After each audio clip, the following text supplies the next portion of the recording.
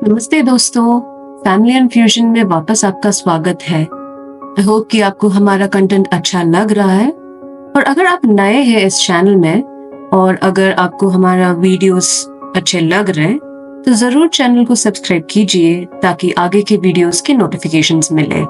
तो दोस्तों, आज मैं शेयर करना चाह रही हूँ कि मैंने कैसे जीवित पुत्रिका या जितिया का पर्व यूएस में मनाया।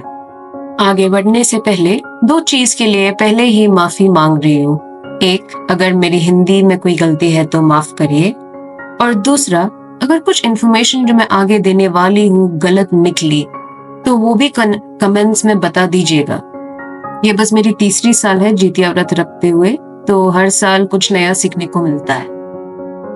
जितिया पर्व मेनली बिहार, उत्तर प्रदेश, झारखंड और नेपाल में मनाया जाता है।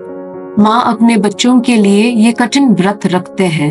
एंड मेरे समझ में आया है कि बहुत सारे ट्रेडिशंस जो इस व्रत में करते हैं उन सब के पीछे कुछ कहानियां हैं, तो इसलिए मैं पहले वो कहानियां जल्दी बताना चाहती हूँ ताकि उन आचारों को हम लोग समझें। पहली कहानी है राजा जीमूतवाहन की, जो अपने राज्य अपने भाइयों को दे दिए और अपने पिता की सेवा करने के लिए जंगल चले गए।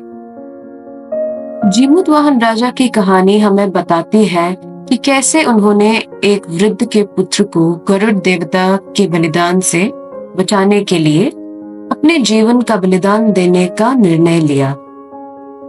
उनकी दया और उदारता से प्रभावित होकर गरुड़ देव ने वादा किया कि वह औरत से कोई बलिदान नहीं लेंगे।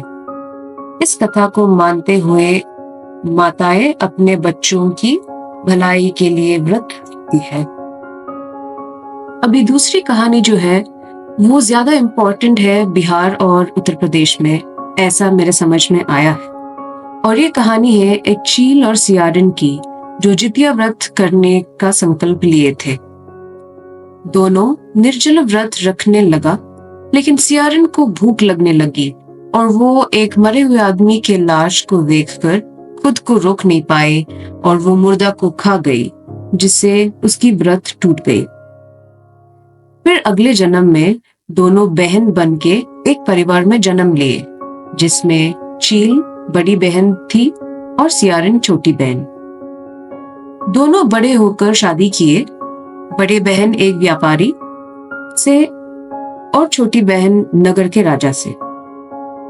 भगवान जीमूतवाहन के आशीर्वाद से बड़ी बहन, जो पहले जन्म में चील थी और व्रत निभाई, उसको 7 बच्चे हुए, लेकिन छोटी बहन के बच्चे जन्म लेते ही मर जाते थे।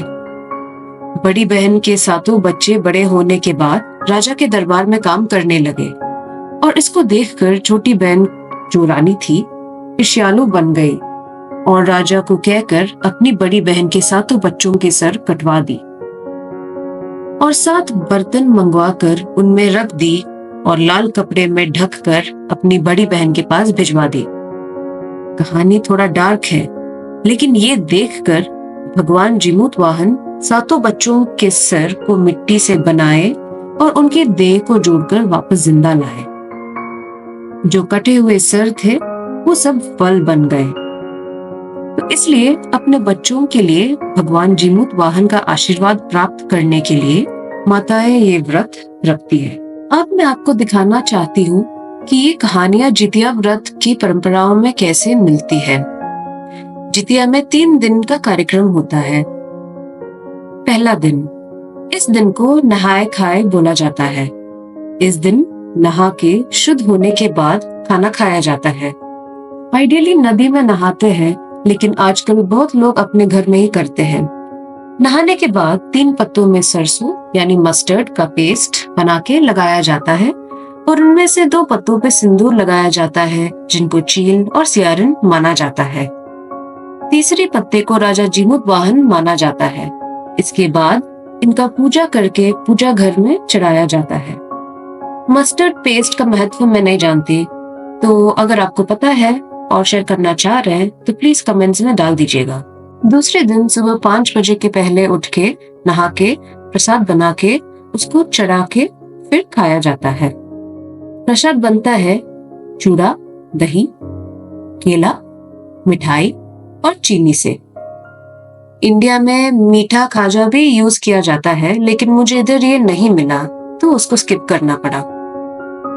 तो इन सब चीजों को मिला के फिर से 3 पत्तों में रखा जाता है और फिर चढ़ाया जाता है। चढ़ाने और पूजा करने के बाद ये रहा मेरी लास्ट सॉलिड मील। सुबह वेदों के उठने के बाद उसको ये प्रसाद खिलाई या खिलाने की कोशिश की, जो भगवान जीमूतवाहन के पत्ते पे चढ़ा दिए थे। वैसे वेदों को खाने का बिल्कुल मन नहीं था, लेकिन जब उसको बोला गया कि इसमें दही है, केला है, लड्डू है, तब जाके थोड़ा टेस्ट किया। सुबह 5 बजे से लेके शाम के 6 बजे तक मैं कुछ फ्रूट्स खाई और पानी और एक चॉकलेट शेक पी ली। लास्ट 5 मिनट में सत्तू का शरबत भी पी ली, जिसके बाद मैं रेडी हो गई पूरा निर्जल व्रत के लिए।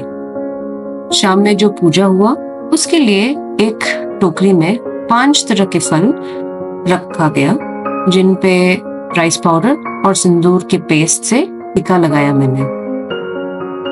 प्लस एक दूसरे कटोरे में काला चना और राइस को पानी में भिगो के रख दी। अगर आपको कहानी याद है तो उसमें बड़ी बहन यानी चील को 7 बच्चे थे। मुझे लग रहा है कि इन 7 चीजों का वही महत्व है।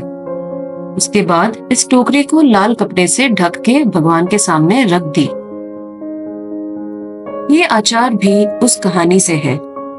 इसके बाद मेरा व्रत शुरू हुआ अगले दिन के शाम के 6 बजे तक। तीसरे और आखिरी दिन के शाम के 6 बजे के बाद पूजा करके वेदों ने ढका हुआ लाल कपड़ा खोला और जो फ्रूट्स, चना और राइस चढ़ाया गया था पिछले दिन, सबको मिला के प्रसाद बना लिए, जो खा के मेरा व्रत खत्म हुआ।